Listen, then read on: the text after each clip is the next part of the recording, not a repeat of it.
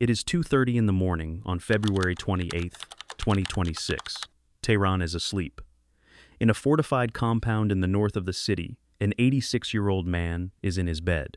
His name is Ali Khamenei. He is the supreme leader of Iran. He is the most powerful man in a country of 90 million people. Ali Khamenei has held this position for 37 years. Now he has 90 seconds left to live.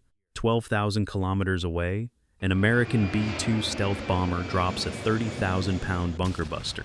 At the same moment, dozens of Israeli F-35 aircraft are crossing into Iranian airspace. By dawn, almost 900 strikes will have hit Iran in 12 hours. Ali Khamenei will be dead. The commander of the Revolutionary Guard and the defense minister will also be dead. Dozens of other officials will perish as well. The Strait of Hormuz will be closed within 6 hours. Oil prices will cross $100 a barrel. Missiles will fall on United States bases in Qatar and Bahrain. Other missiles will hit bases in Saudi Arabia, Kuwait, and the United Arab Emirates. The world's largest energy crisis since the 1970s is about to begin. That morning, every news anchor asks the same question. Everyone wants to know how this happened. How did the most powerful country in the world end up bombing one of the oldest civilizations on Earth? The answer does not start in 2026. It does not start in 1979. Instead, the story begins 5,000 years ago. The history starts on a plateau between two seas. Many people misunderstand this story because they only know the last chapter. Long before Rome existed, people lived on the Iranian plateau. This was before the pyramids of Giza were finished. At that time, no one in Europe knew how to write. Archaeological sites in Iran show human settlement going back 100,000 years. By 7,000 before Christ, there were villages. By 5,000 before Christ, there were cities. The city of Susa was founded around 4,400 before Christ. This city is older than almost anything found in a history book. These were not primitive people. They mined metal and made pottery. They built irrigation systems and traded with civilizations from Egypt to the Indus Valley. The Elamites built kingdoms here for 2,000 years. Westerners had not even heard of them yet. A significant change happened around 1000 before Christ. Nomadic tribes calling themselves Aryans migrated from the steppes into this region. One of those tribes called themselves the Parsa. Their name eventually became the word the Greeks used for the entire region. That word was Persia. In 559 before Christ, a young man from this tribe achieved something unique. His name was Cyrus. Cyrus the Great founded the Achaemenid Empire in 550 before Christ. Within 20 years, he conquered many neighboring nations. Cyrus conquered the Medes, the Lydians, and the Babylonians. By the end of his reign, he ruled the largest empire the world had ever seen. The empire stretched from the Mediterranean to the Indus River. It was roughly the size of the continental United States. Cyrus was different from every conqueror who came before him. He did not burn the cities or enslave the populations. Furthermore, Cyrus did not force people to worship his gods. When he took Babylon, he freed the Jewish slaves. These people had been held there for generations. Cyrus sent the Jewish people home. He even paid for the rebuilding of their temple. Because of this, the Hebrew Bible calls him a Messiah. He carved his policies into a clay cylinder known as the Cyrus cylinder. Historians consider this the first declaration of human rights in recorded history. Later, his son Cambyses conquered Egypt. His successor, Darius, built the great city of Persepolis. Persepolis was a city of palaces so elaborate that it silenced Alexander the Great 2 centuries later. This is the Persia that many people forget. It was not a desert kingdom of villains. It was the first multicultural superpower in human history. The civilization invented the postal system and the Qanat irrigation networks. They also created the concept of provincial governance. Then Alexander the Great arrived in 334 before Christ. He burned Persepolis to the ground. The Achaemenid Empire was over. However, the Iranian civilization did not die. This resilience became a recurring theme for the next 2,300 years. The Greeks ruled for a couple of generations. Then the Parthians pushed the Greeks out in 247 before Christ. The Parthians became the most dangerous rivals of Rome in the East. They fought the Roman Empire to a standstill for 400 years. In 224, Anno Domini, the Sasanians took over. The Sasanians made Zoroastrianism the official religion. They built a centralized bureaucracy and pushed Persian culture to a new peak. In 633 Anno Domini, Arab armies poured out of the desert. These armies carried a new religion called Islam. Within 20 years, the Sasanian Empire was gone. The Arabs expected Iran to disappear into the Arab Muslim world. They expected Iran to follow the path of Egypt and Syria. Instead, something strange happened. Iran absorbed the religion but refused to adopt the language. Arabic became the tongue of religion and law. However, the Persian language survived and evolved. By the 900s, a Persian poet named Ferdowsi began a great work. Ferdowsi spent 33 years writing the Shahnameh. This work is also known as the Persian Book of Kings. It was 60,000 verses long. The book was written almost entirely in pure Persian. The author avoided using Arabic words. This was a deliberate act of cultural defiance. The historian Bernard Lewis noted that Iran was Islamized but not Arabized. The Persians remained Persians. Every empire that conquered Iran ended up being absorbed by it. The Mongols arrived in the 1200s and destroyed entire cities. They killed so many people that the population did not recover for 700 years. Then the Mongol rulers converted to Islam. The Mongol rulers adopted Persian administration and started writing poetry in Persian. The Turks later did the same thing. In 1501, a 14-year-old named Ismail rode into the city of Tabriz. He led an army and declared himself the Shah. Ismail founded the Safavid dynasty. He made a decision that shaped the next 500 years. He converted Iran to Shia Islam. At that time, the rest of the Muslim world was Sunni. Iran became the only major Shia state. This was a political wall, as much as a religious choice. Iran was now permanently distinct from its neighbors. The Ottomans, Mughals, and Arabs were all Sunni. Iran stood alone. This sense of isolation defined how the nation saw the world for 5 centuries. By the 1800s, the country was weak. The Russian Empire took territory in the north. The British pushed in from India. Iran was being squeezed from both sides. In 1908, a British engineer hit oil in Meshed Sholiman. Everything changed after that discovery. The Anglo-Persian Oil Company received a deal that was deeply unfair. Britain took, refined, and sold the oil. Iran received only 16% of the profits. Iranian workers made pennies a day. Meanwhile, British executives lived in mansions with swimming pools and tennis courts. This situation lasted for 40 years. In 1951, Mohammad Mossadegh became prime minister. He was a constitutionalist who believed in democracy. The Iranian parliament voted almost unanimously to nationalize the oil. Iran was taking back its resources. Britain was furious. They imposed a worldwide boycott of Iranian oil. The Iranian economy started to collapse. Mossadegh asked President Truman for help. Truman tried to mediate the situation. Then Dwight Eisenhower won the 1952 election in America. The new administration saw things differently. The British told the Central Intelligence Agency that Mossadegh would let communists take over. This was not true. Mossadegh was actually anti-communist. However, Cold War paranoia was enough to trigger action.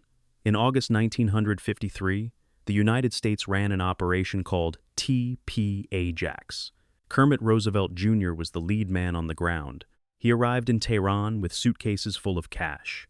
He hired gangsters to riot in the streets. He paid newspaper editors to print fake stories. He even set up a fake communist party to scare religious leaders. He bribed military officers.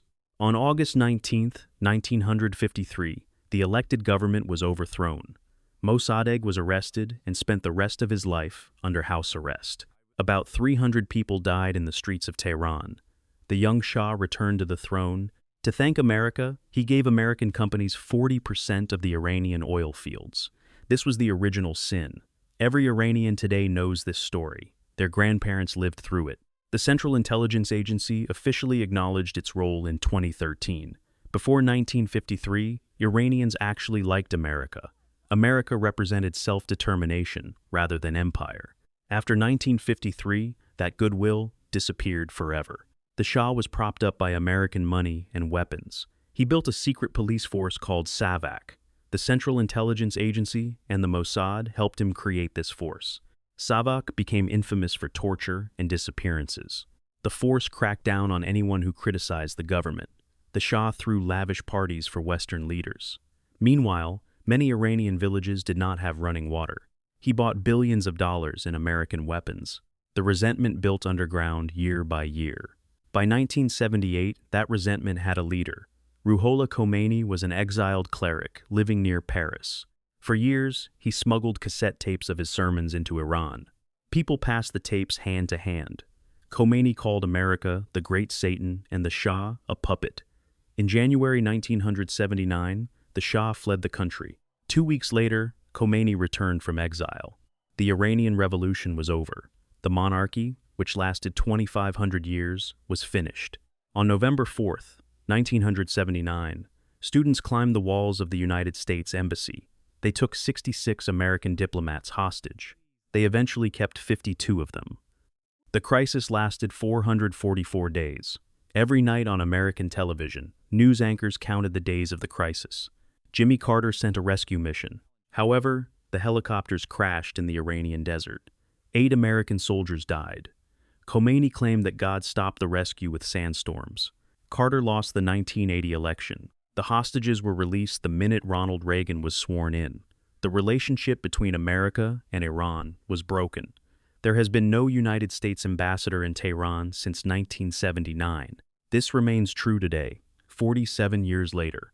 Conditions became even worse for the region. In 1980, Saddam Hussein invaded Iran from the west. The war between Iran and Iraq lasted for 8 years.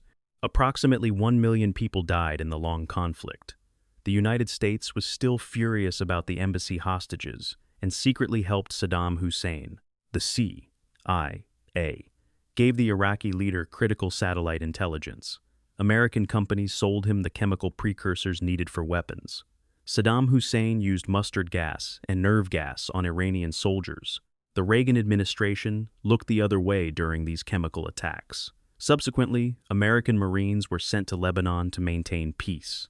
A truck bomb at the Beirut barracks killed 241 Marines in 1983.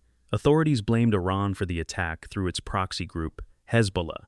In 1988, an American warship in the Persian Gulf shot down a civilian airliner.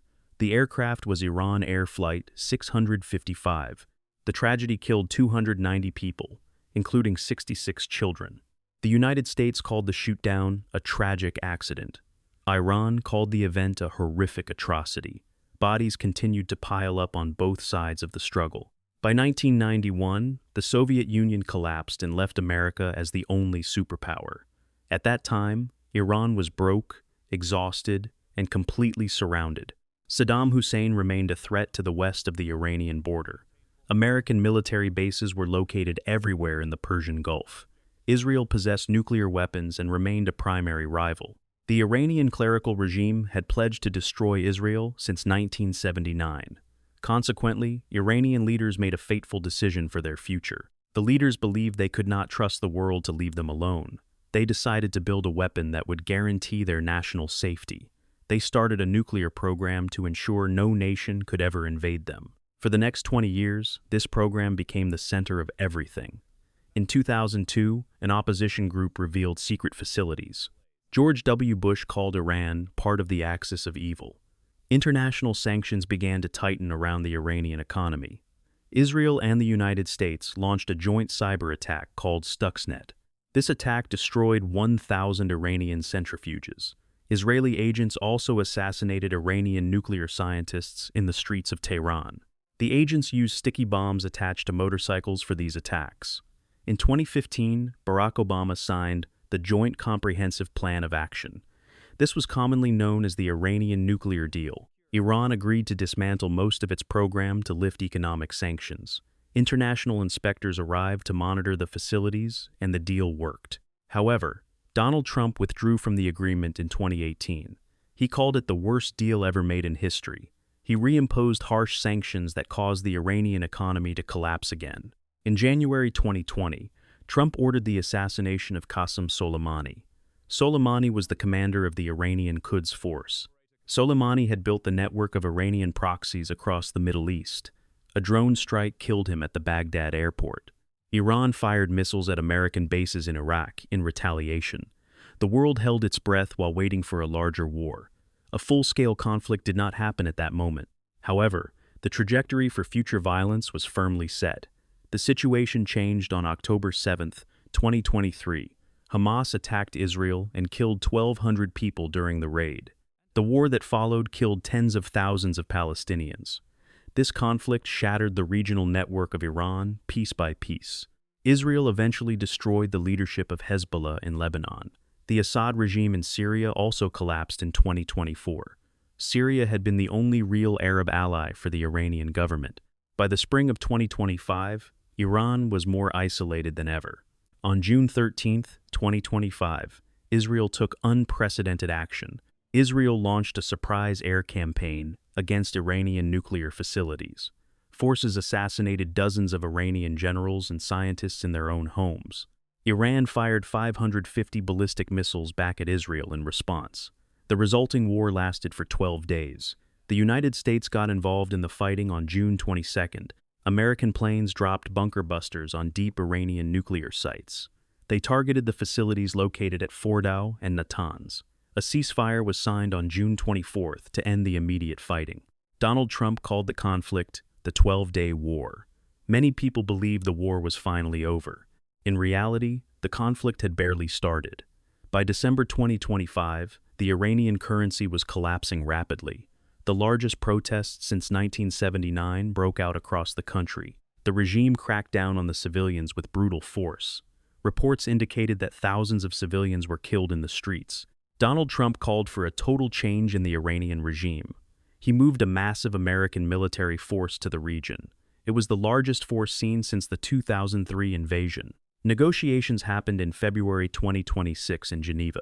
Officials from Oman mediated the talks between the two nations. Both sides reported some progress during the initial meetings. Iran offered to degrade its supply of enriched uranium. Trump stated that he was not thrilled with the progress of talks. On February 28, 2026, the bombs started falling on Tehran. The attack began while negotiators were still sitting at the table. This is the path from Cyrus the Great to a war with America.